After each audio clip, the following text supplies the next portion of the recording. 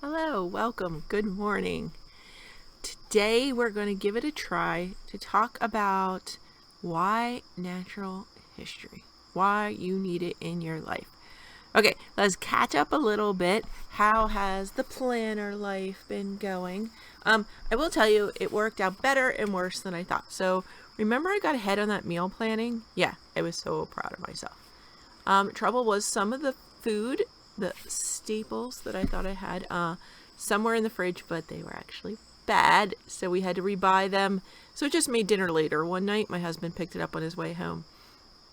Another thing happened was that when I made the list, I kept it in my planner, which sounds great for me, but I didn't put it on the fridge.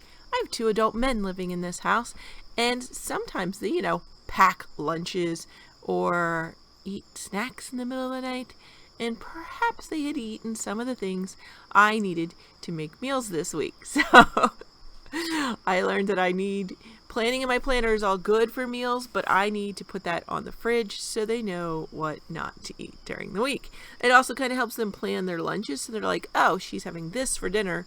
I don't want to eat pretty much the same thing or something similar for lunch. So it kind of helped other people plan their week. So that's just one extra little sharing. I am still missing a lot of birthdays, it seems. I need to not just see them on Facebook. I've got to be writing them in my planner. Tracking my habits. I have forgotten about this little 31-day counter card. Forgotten about that guy. I was doing good the first 3-4 days, and then I forgot about it. So I need to get back on that. The chore list is going fantastic. I am so ahead of the game. I'm adding in more chores that I've been neglecting. This master's journey was kind of crazy. So I'm adding in more chores, getting a little bit more of the backlog of just straightening up the house done. Let's see, the Lexio's been going good. Jeremiah, though, it breaks your heart. So hopefully I get to a happy part of Jeremiah. I don't want to ruin the story there. But I was very excited about my Lexio. Yesterday I have a very goofy picture. Yeah, and I'm actually adding something back into my life. We're going to try tutoring again. And that normally happens to me. Nobody wants tutoring, and you get a couple days into the school year and people are like, I don't really want to teach this anymore. Or this kid needs a little more help. He's not quite independent on this. So we'll see what happens. I always give kids a test to see how they work with me. I have that advantage. I can do it. I just want to make sure I have a good working relationship with that child, not just a great family friend kind of relationship. I normally get family friends. So let's see. Natural history. Why do we have natural history? Well, this book, you may have heard of it, the Bible, has a lot of metaphors and references to nature, right? Oh, if he cares even for the raven, how much more will he care for you? Is the raven comment significant? We don't know. If you don't know about ravens, is he talking about the football team? I mean, you're just not going to fully understand what the Bible is saying. There's tons of references to plants and animals in the Bible, and in order to understand them, like the one where it's what father gives his kid a scorpion instead of a piece of bread, and it turns out that there is a scorpion that is white, and it rolls up into a little ball. And that's what they were referring to, because it was similar in shape to a little roll that you might give your child. Who does that, right? Or, who gives your kid a snake when they ask for a fish? Well, there is a snake that's kind of rainbow scaled and pretty and kind of looks like a fish that was around in that time. So that passage makes more sense, right? It would be somebody who is ignorant giving their kids those things too, right? Maybe they don't know the difference. And that could happen, right? So, number one, we need to study natural history because this book is full of it. And if we want to understand this book better, we had better be learning what it's talking about. Next, because God created nature, and it's awesome, and there's probably lots of lessons we can learn that he wrapped up in those cute furry little packages, or the not so cute furry little packages. There are lessons for us all over creation that we need to be learning, so we need to take care of it, and in order to take care of it, you also kind of have to understand it, right? Let's see. Yep. Oh, and to help us enter into contemplation. because you can start out looking at a squirrel and you're like, God really cares for squirrels, right? He cares for squirrels. He gave them such great attributes. They've got that little furry coat. I love how the little guys have like stripes on their tails. So you can see from a distance that it's a young squirrel, and the squirrels can see it from a distance. Maybe it's like those new student driver stickers on the back of cars, like the stripes on squirrel's tail. They're like, oh, that's why he's doing that. He's a new guy. Okay, so some resources I like to use when teaching or studying natural history. I'm going to show you a couple things quick. So I've done a lot with the Camana series, and they kind of are on the verge of they use a native spirituality. So it's not strictly Catholic, but I don't have many problems with it. They base it both on natives in Africa and in North America. So that Thanksgiving book I gave you the other day actually comes from their program. Chief Jake Swamp was very involved in this program. So take what you will. So Camana for Kids starts out, it's a married couple. They go to live in the woods and commune with nature, but he's like, ow, why is this hard thing hitting my head? Doesn't the tree like me anymore? It's just so funny. And they're trying to figure out what it is. And he's like, but we did everything. We moved to the woods. Like, we climb trees. We go down to the brook. Like, why don't we understand nature? And these funny little people come to them. This case, it's Deer Lady, right? Literally a deer lady. And she talks to them about how she uses her big ears to listen. So this book mainly, it's called Awareness. It's not some freaky meditation. It's telling you to use your senses, to slow down, turn off the social media, right? Turn off your phone and use your senses to learn about nature. Book 2, excellent book I recommend pretty much for everyone. Hazards. Simple things like you leave a note. If you're going for a hike or walk, even if you're going somewhere, you leave a note. You tell people in your family where you're going and when you expect to be back. That is simple, common courtesy, but it's also a safety measure, and we use that in the church, right? We use the buddy system for hazards. And I tell my adult friends, church buildings are open pretty much 24/7, right? Anybody could be hiding in a room.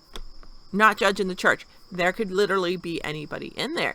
And that's true for so many buildings out there, right? Even a fast food place. Could there be somebody who went there earlier in the day and stayed in the bathroom? Yeah. So you either tell somebody you're with that you're going to the bathroom and you'll be right back, right? Or you take a friend. Girls are good at that, right? We take friends. But it's safety. Like, say I have to go get the vacuum cleaner and it's stored in the boiler room at church. I'm not going in that boiler room without telling another person where I'm going. That would be stupid. So kids, we're not trying to oppress you. We're trying to keep you safe, everyone safe.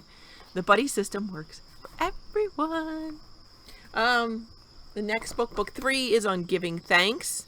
It looks kind of weird, meditative-y, but you can work Catholicism into this easy peasy because we have the Creator. So that one's an easy one for Catholics. They have a little bit more difficult books, so that's stories and activities. The Commander for Kids, The Young Naturalist, it's a little bit more in depth. So you start out with a story, and then there's activities like you learn about the directions, east, northeast, southwest, right? And you imagine what's beyond them. You learn how to map out the little community that you're in, like what trees are in your community. How does the rain flow over the land? These are good skills. Hey, when you own a house, you want to know how the water flows around your house. Common sense stuff here, folks. Okay. So I also have done, and I think I've said, we did Mother of Divine Grace Homeschool, which is a classical homeschool program. It's actually a private school, but you can just buy their syllabus and do it as well as a homeschool. And one of the joys, love my book covers. I used to put book covers on. It's the way I plan. Book covers match. So here's the syllabus. Here's one of the books. Here's another book. It made it easy for my kids to, one kid, but even for my students to just grab everything they needed for that class with my funny little book covers. So King Solomon's Ring is a great book. So it's a lot like the Commander books. It's, a scientist, and he has to learn about betta fish, and he learns about the birds on his roof. So he starts out kind of animals are a nuisance, and he learns about them. By studying them, by watching how they work. And yeah, you go get a reference book if you need to, but you should also be able to observe. So another reason for studying natural history, especially in your earlier years, they recommended, I think, for 10th grade, why you do it. Your observation skills will increase. You'll do better in your other sciences if you've taken this class first, because your observational skills increase dramatically. And you can do this, like most things, you can cycle it through. Do it several times. You start out with little kids. Of course, you're going to go a little deeper each time. So this really gets you into it. And kids would set up their own study project to study and learn about animals. In his book, it's great. He learns about the culture of some of those birds, like ravens, who are actually very smart and can practically talk. So that is worth reading. I love that book. This is the Mother Divine Grace syllabus. You don't have to be enrolled. You can go to their school website and find that. Another fabulous book is the Nature Drawing series. And what is her name? Claire Walker Leslie. It is amazing. Oh, this must have been my son's school book. Yeah, grumpy cat memes in the school book for me. Thank you. He's a joy. So it really just tells you how to look at leaves and draw them. And it starts you out very simply. It has projects in there. It tells you how to journal. So if you're going to be keeping a lab notebook in your upper level sciences, guess what helps you immensely? The book Nature Drawing.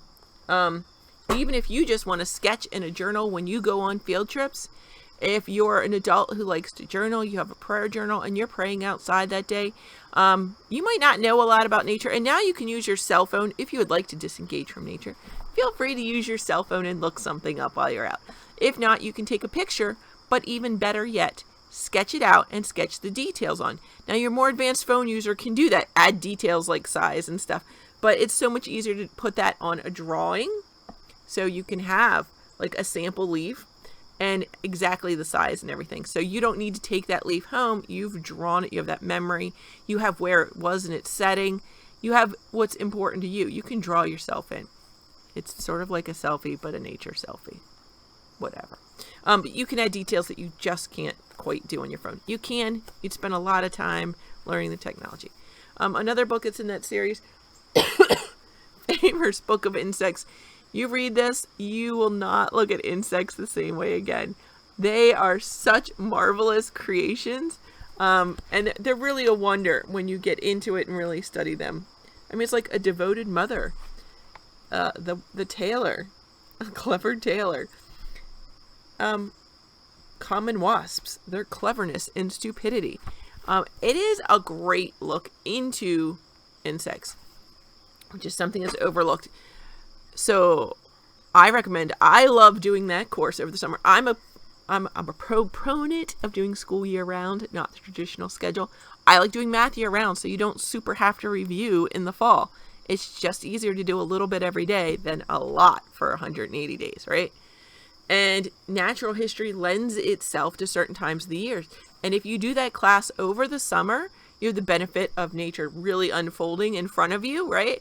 And you can take it with you to the beach. You can take it with you to your mountain vacation. Like, you can do your studies in different habitats because you might be traveling more in the summer. And so you're going to learn a lot more about different aspects of God's creation. And if you see the San Damiano cross back there, it's kind of the mark of the Franciscans. And right now we are celebrating creation all month. And so caring for creation, like, you have to understand what creation is. We had that little, this is a long one. There's lots of stuff in the media about nature and the environment. And if you don't understand nature and the environment, it is easy for people to manipulate you either direction. I'm not naming names, pointing fingers, but you have to understand what you're talking about. So get out there, folks. Spend time in God's creation.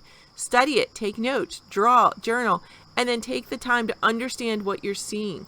Use your senses, use your resources. Go back. What does it say about it in the Bible again? Take your time and really do a study on nature. You could totally do a Bible study on the plants and animals in the Bible and really, really increase your understanding of what God is saying. So I am praying for you. I hope everyone is staying safe out there. Let me know. Again, I've been getting some comments, so let me know, how's your planner going? How is your school year going? How's your prayer life going? Leave me some notes in the comments. Let me know what you want to see. We're going to be having some guests up pretty soon. I'm pretty excited. I'm getting them lined up for you. So stay safe out there. Have a blessed day. Love you all. Bye.